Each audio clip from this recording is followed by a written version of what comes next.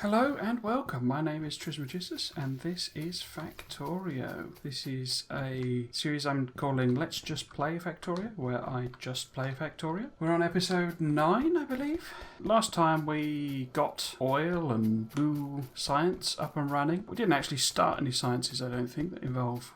Nope, so I'm not actually using blue science yet. What I am doing is researching modular armour, which, when finished, will require advanced circuits. I'm also, the other thing we set up towards the end of the episode was some accumulator production. We've now got 45, so if we just wait a little bit, we should have a full stack of them, and I can take them over and plop them down over there. Our pollution cloud has actually sort of receded a bit since from where it got to.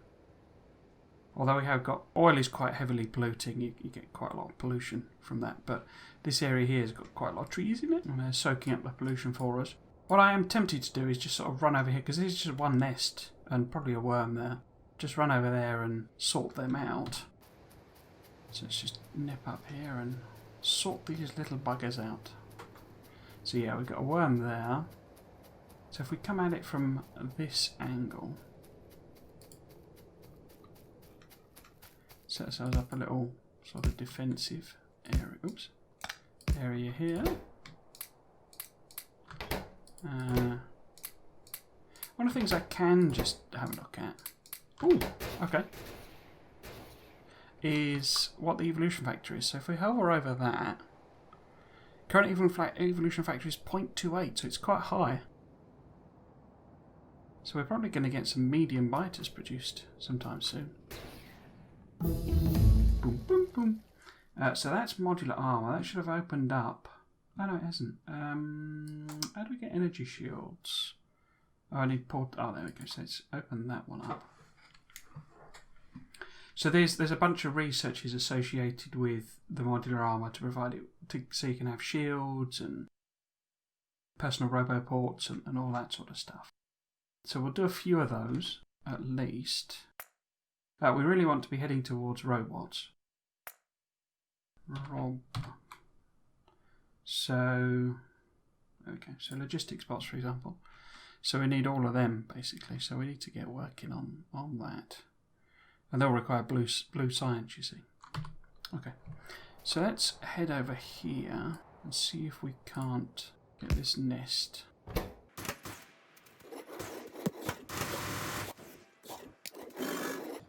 I might show you the flamethrower actually. You see and it's just killed it straight away. It's very effective against biters, fire in general. So yeah, so I want to grab some circuit. Oh, I already got some. Okay. So we'll make some modular armour. Now modular armour has, as you can see here, so it has slightly better stats. So for example, but anyway, so the physical resistance is about the same. Let's do that one. These are quite cheap, these. But what we also get, notice, watch that along there as we put this on. So we get an extra bit of inventory space. So if I take that off, take it on, off, on, off, on, off, on. So we get an extra row of inventory space, irrespective of whether we care about adding things into our power armour. To add things into our power armour, you have to right click on it. So right mouse button top and open it now tells you. And then you've got this grid here, right? It's interesting, these are all new additions from the new GUI updates they've done, which is quite good. But this is a sort of grid, so if we go and grab some solar panels, we should be able to make... This is one of the sillier things in the game, this. So if we grab some solar panels, right, and we make some personal portable solar panels, which is one of the things we've just researched. So if we do, let's do what about immunity? I don't normally bother with that actually, but we'll do an energy shield. Yeah. Where was I? So we've picked up some solar panels, right? And we need to make a portable solar panel, right? Now, you've seen how big a solar panel is, right? It's that big. And we're going to somehow attach 5 bits of steel and 2 advanced circuits to it, and it'll fit on our back and not be visible on here. It's what I say. It's one of the slightly sillier things in the game. Let's make a couple of them. We also want a night vision goggles. We want some batteries, but to do batteries, we need some batteries. Am I putting batteries in a chest anywhere? I don't think I am I? Oh no, I missed that off. So what I can do actually is swap this round. So if we put the accumulators in this chest, actually we don't need as many. Oh, I've now got, you know, a stack, so we can go and put them down, and we can put a chest down here to grab some batteries, because we will need, well, for that, so I need 5 batteries there, so that should get us a battery pack. I might pop them in there, more useful being used for that. Yeah, so what you do, you right click on it, it brings up this grid, and then you put them in, right? So again, we got this bizarre situation that solar panel was 3x3. A battery is, I mean, obviously these are meant to be big batteries, but how big is a battery in reality? And yet that takes a slot of 2, and these only take 1. So if you say that's 3x3, then a single battery must be 6x6, right? But an accumulator, which has got 4 batteries in it, yeah, it's got 5 batteries in it, and that's got 5 batteries in it. So they both got exactly the same number of batteries in, except that that's got more steel in it than this, because this is made up of 2 iron plates in the battery, right? And is that big, so it's 2x2, so it's smaller than a solar panel, a real solar panel, and yet on our armour, it takes up less room. I say it is slightly bizarre. So we want a few more of them. We want I've already made one. And then night vision goggles, which literally sit on your face, right? There, literally sit on your face, and gonna weigh what? I don't know, a kilo or something. They take up a 2x2 slot. It's very strange when you think about it. So that's an energy shield. I'll research that anyway. I say I don't normally bother with belting unities. Now, you'll have seen down here a little indicator has come up, and that tells us the charge in our battery. And basically what's happening, very much like I've been describing with solar panels and accumulators, these only work when it's light, and then when it's dark, the power has to come from your batteries. Because all we're running at the moment, this is the only thing draining power.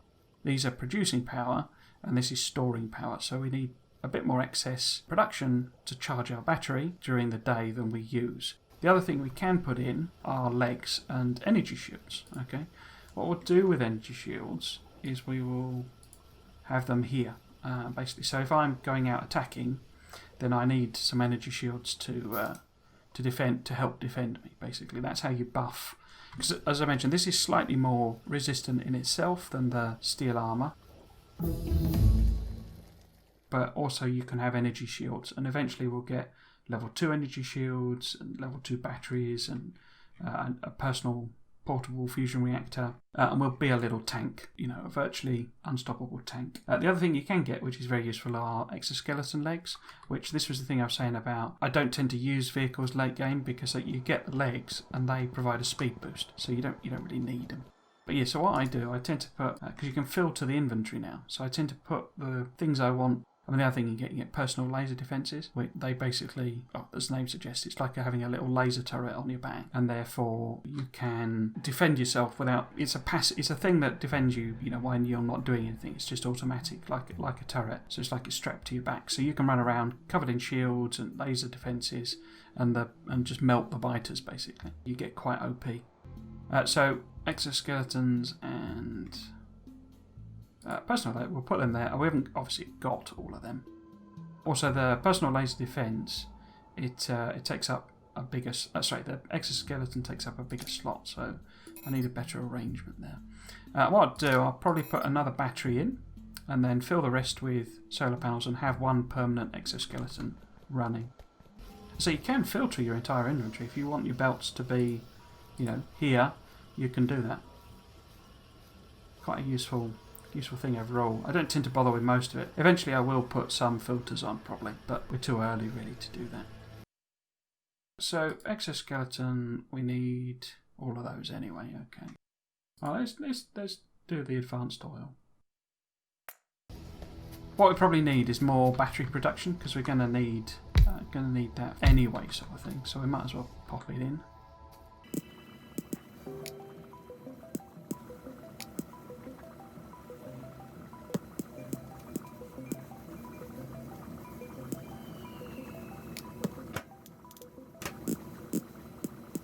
So you see we're massively overproducing sulfur. I think sulfur's used in something else now, isn't it? Something more important. It's certainly used in explosives.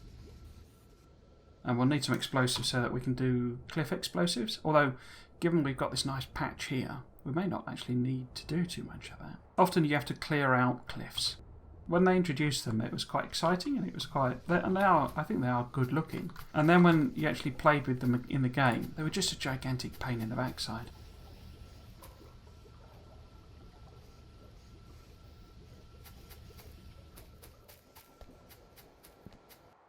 So, battery in there, and then I want 1, 2, 3. I'm sure it's 2x4 for legs.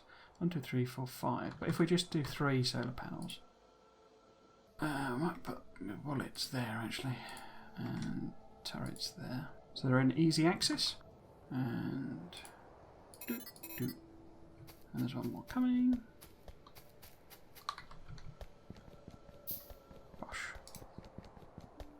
So you can work out all the ratios properly. I normally just sort of put in sort of what I basically want. So if I start running out of power, then I, replace them basically.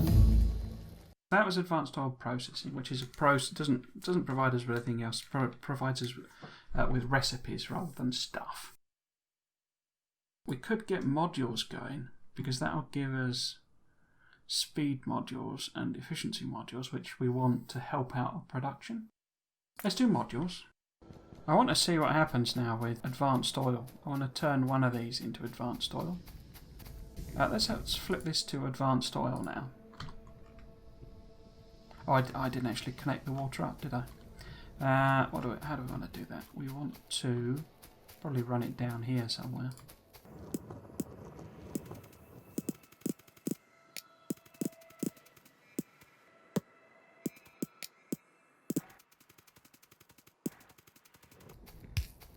Now in theory, this should pump out all of our products. Okay, so that does do now all of the products rather than just petroleum. What happens with them is that these fill up, or they're meant to fill up. Of course, it's filling the pipes up. So at the moment we've got pipes that are filling up rather than the machine. But once these are full, this will stop. And it's one of the things that confuses a lot of new players. And they'll sort of just add loads and loads of tanks. I've overlapped my coal deposit, haven't I? That was silly. So I need to move that over, really.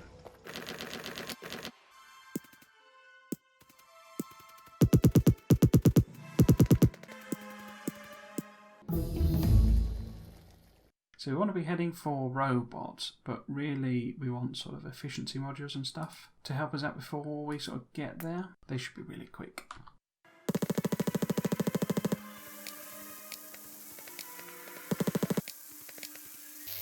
So these are the accumulators charging. Now they're charged. Those two are slightly delayed because I was later putting them down. And the charge for that obviously came from, our solar panels. What happens, in theory, now is that, so these were the solar panels sort of kicking in. Oh no, that was a steam engine, wasn't it? The orange. Kicking in to charge our solar panels. Charge our accumulators. Now what we want to happen is that the solar panels charge. I can actually see it happening now. So the solar panels are sufficient that they're powering our entire base, so the steam engines switch off. And then the accumulators get charged as well from our solar panels during the day. And then they kick in at night instead of the steam engine, provide that power back again from the batteries. And then during the day, the solar panels take over and charge the accumulators again and repeat that cycle. We only really want the steam engines to kick in now if there isn't enough power from during the day to cover our basis demands, and during the night if the accumulators aren't done. But that's not quite how the game logic works. So we need to do a little trick, is a bit of an exaggeration, but a little thing to get it to work that way, which I will show you now. Oh, to do that we'll need circuit networks, so we have to do that soon. There's another trick I could have shown you that I don't really believe in, shall we say, which is basically what you can do. I put them away, didn't I? But you can get well, no, that's wrong. You remember I said way in episode 8 ages ago that because quite a lot of players, they'll put burner inserters on their things, with the logic being that they're self-fueling. So if your power drops down, as long as you've got coal, and hint, that's the problem. As long as you've got coal, then your power's not going to run out.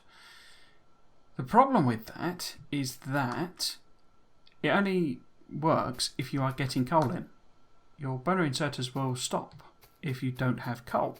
So what you actually have to do is set up a burner inserter system over here that self-fuels. Okay, and a lot of players don't do that bit. They'll do the bit with burner inserters and be convinced that they've, brown out proofed their base or whatever. But in actual fact, they haven't, because they haven't done the bit where they self-fuel the burner inserters. Not the burner inserters, the burner mining drills. And there are ways of doing that, but it's sort of pointless. Isn't quite the word, but it's sort of irrelevant, basically. So we've got loads here now. Cool. In fact, we'll put all of them down. I could show you it, actually. If I show you... I'm going on about it. Okay, so I do need circuit networks now. See what I was saying? I was saying in an earlier episode as well about one of the problems with red and green science is that you set up some sort of array like that, which is producing loads and loads of science, and you've got loads of labs on the go, so it's all quick, and you can do lab research speed and all that sort of stuff. And you end up stacking up loads of researches and getting to a point, and I'm actually sort of close to that point, I think, that are sort of most players would feel that way, that it's overwhelming. There's just too much to build. So you're like, well, I don't know what to do next. I say you do have to be sort of careful to avoid that, really. Is my tip.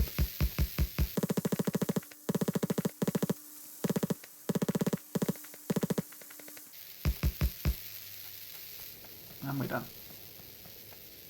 Okay, so let's just have a quick look, shall we, and see how many. So we've got 200 solar panels and 150 inserters, accumulators. So say we can have a look. One thing that I don't know if you've noticed, but this is if I take it off, look. So that it's nighttime now, and this is what the night vision goggles do. They basically brighten up the world so that you can sort of see what's going on.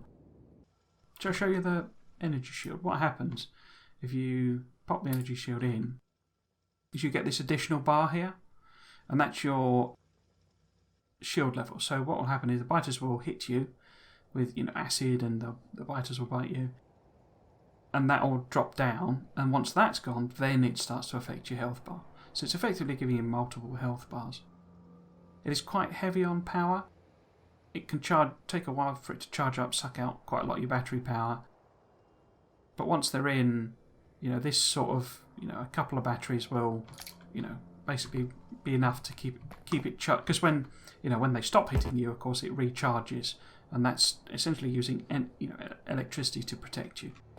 So if I show you this sort of arrangement that, if you want to do this sort of thing, this is sort of what you do, which is basically. And you can orient it however you want, but what you essentially do is I'll put down an inserter because I'm not going to make another burner inserter. But imagine that's a burner inserter, right? So you have an arrangement like this, basically. Yeah? So this requires coal to fuel itself, and that would be a burner inserter. So you just then seed it, so you'd have one fuel go in, and now it's going to draw up coal, and this burner inserter would power itself by that coal that's coming out, and also power the burner mining drill. Yeah. So essentially you want this sort of feedback type loop going on. And then this is essentially brownout proof. You know, it will just keep going until there's no coal underneath it. And you pair that with burner inserters on your actual power production, your coal mines. Oh, this is all filled up now, look. There we go. Oh, it's not full. Okay. Oh, the light oil's full. Because the advanced oil recipe produces them in different ratios. So you get 45 light and 25 heavy. So all these pipes are now full up. So this machine is stuck because it's full up of advanced oil. It can't produce any more stuff. So we have to crack it, basically. But we want to be using heavy and light oil for some recipes.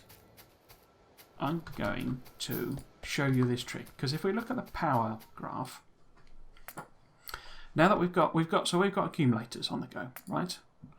And accumulators here are a third bar. But all we've been using for the last hour is blue and orange, which is the solar panels and steam engines.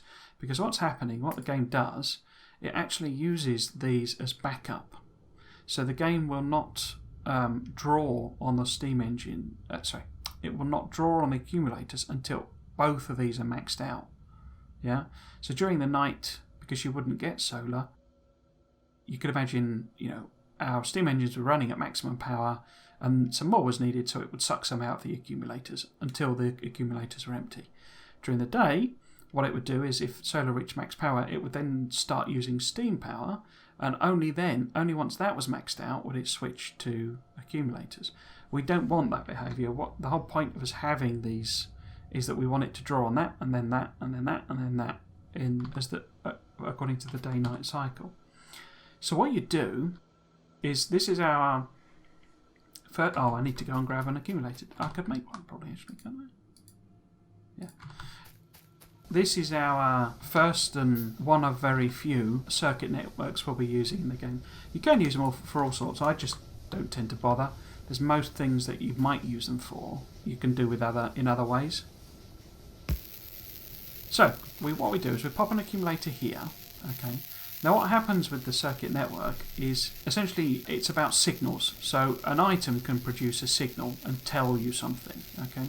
So what we do is we connect up, and it works via these wires. I mean, they've also got these combinators, and these are basically logic gates. I don't know if you're aware of Boolean logic. That's what's going on here, basically. But what we're going to do is we're just going to connect up our pump to our accumulator. This accumulator has now charged, right, off of the power grid, so it's at 100% charge. You see the green arrow bar, the green bar there. And now that we've connected it up to the network, it tells us that this accumulator is outputting the signal A. Okay, and we have mode of operation is read the charge level. Now, what you have to remember for the circuit network is that actually no game is real time. All games are turn-based. It's just that for most games, it won't stop at the end of a turn. Instead, it will update the game at a particular frequency. So, Factorio, it's updating 60 times a second.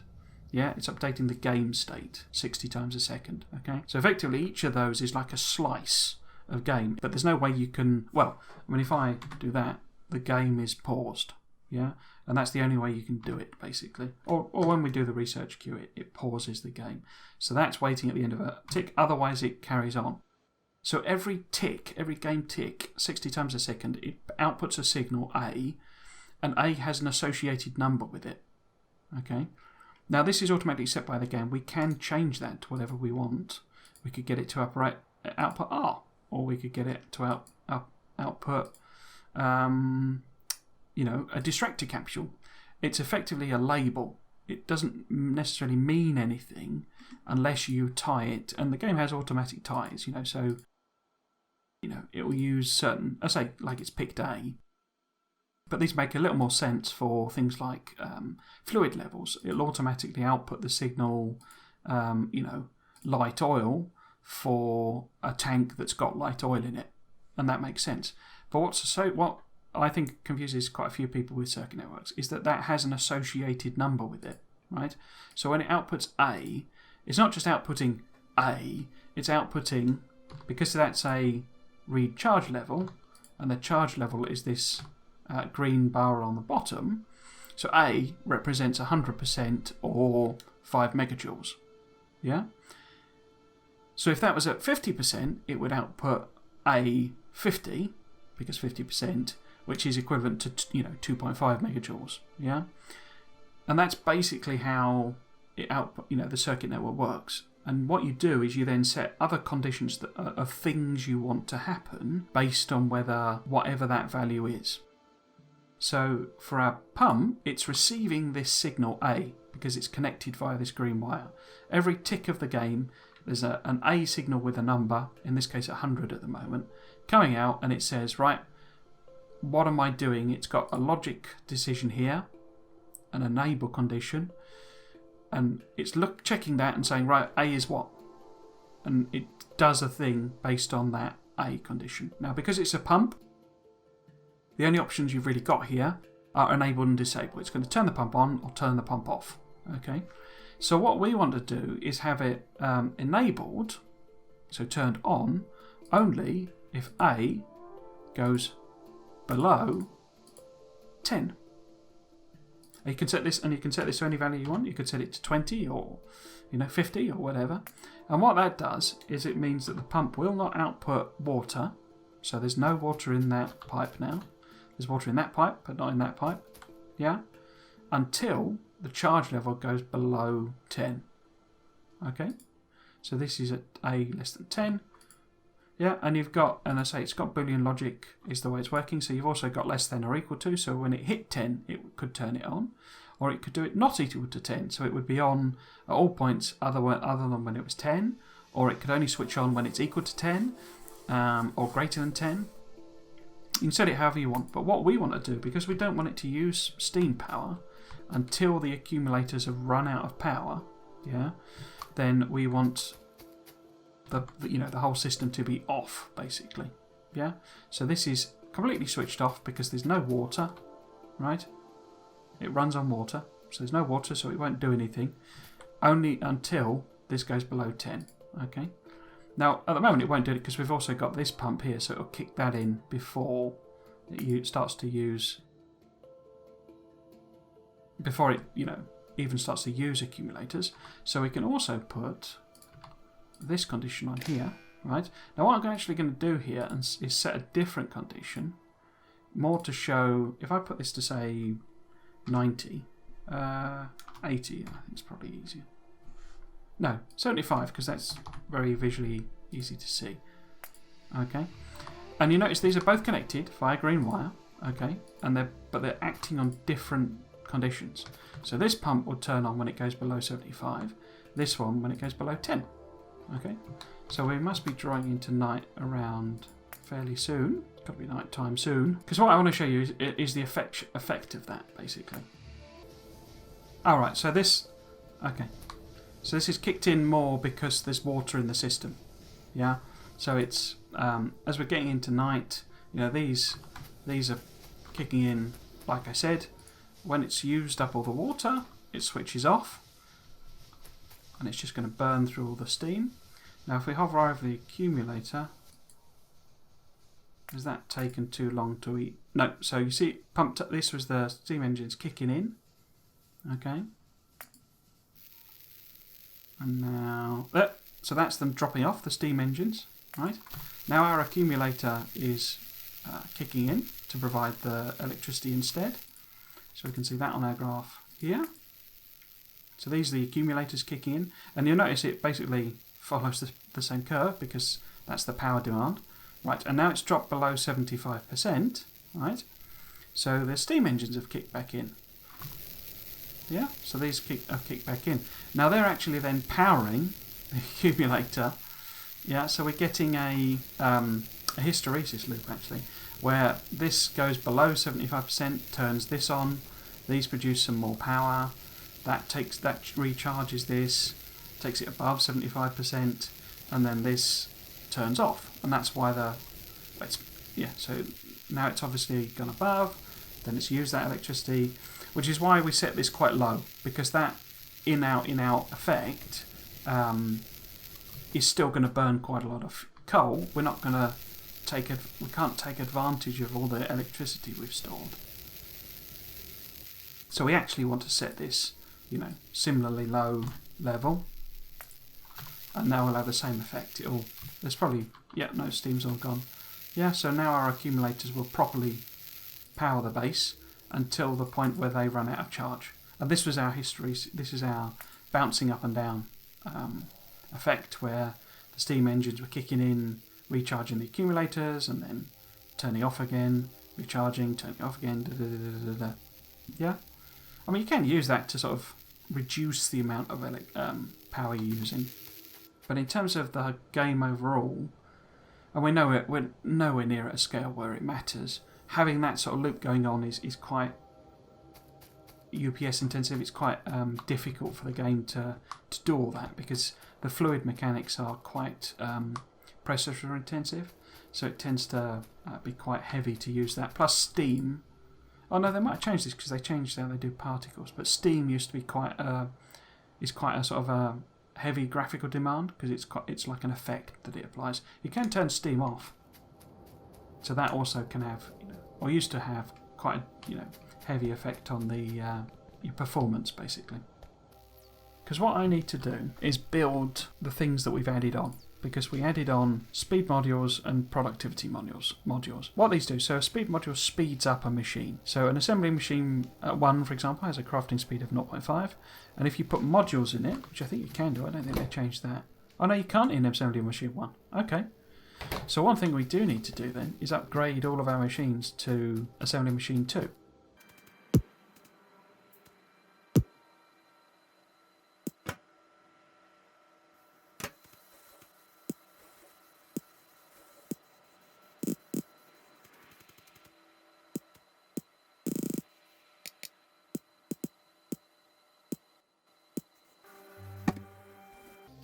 So we'll grab them, and I will go and replace all of our machines with level 2s so that we can stick some modules in.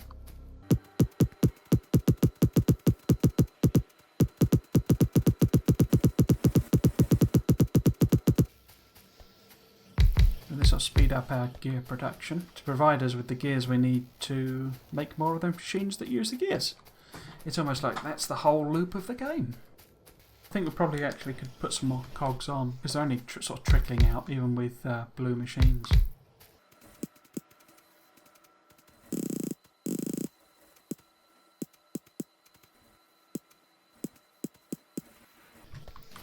Are these backing up? They're sort of backing up, aren't they? Or rather, just being starved of resources, that's the other problem.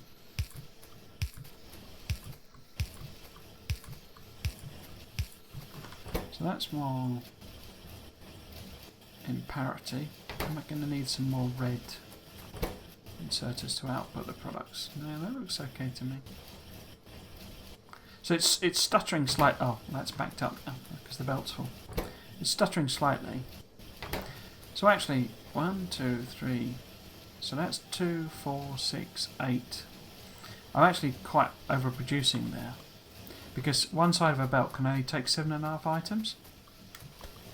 So if you say one gear is produced every half a second, although as I say, the assembly machine makes it 3/4, then in 1 second it can potentially produce 2. So that's 2, 4, 6, 8, 10, shall we say. Well, 2, 4, 6, 8, that would be enough, should be enough to fill the belt, but as I say, it's 3/4 the speed, so actually we would need sort of a quarter more, which is just one machine. So we don't really need these as such, other than when this starves of resources. They'll sort of fill the gap, as it were. Yeah, I really don't need these machines down the bottom here. Oops. Where's my... There it is. Have I got any more of them? I have, so let's start filling it out generally. So if I just do the old trick of, have I got any grey? No, that's all blue. What about up here? Is that all blue? That's all blue. Yep. Yep. Cool. We need to quite a lot more solar down.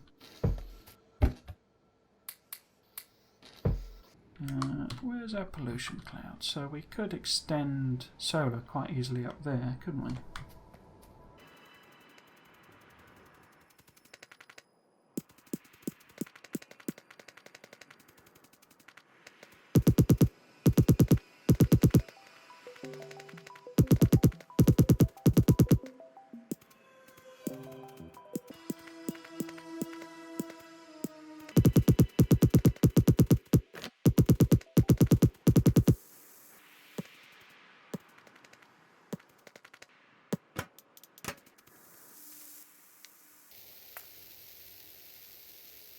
So here we go, we've got the bouncing effect where the steam engines are kicking in because we've not got enough accumulators really to charge our, to supply our base.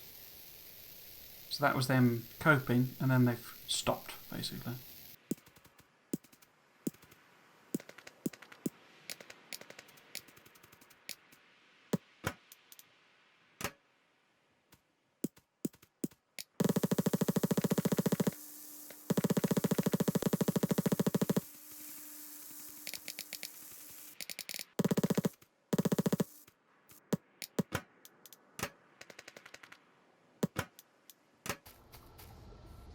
I do like these coloured things for the different recipes. It does look filthy, and you can sort of see the pollution then. I'm going to call that an episode then. I think next episode is going to be me building quite a lot of stuff. If you've been watching, I hope you've enjoyed it, and you might consider coming back for another one. I've been Trismegistus. This has been Factorio. Thanks for watching. Cheers.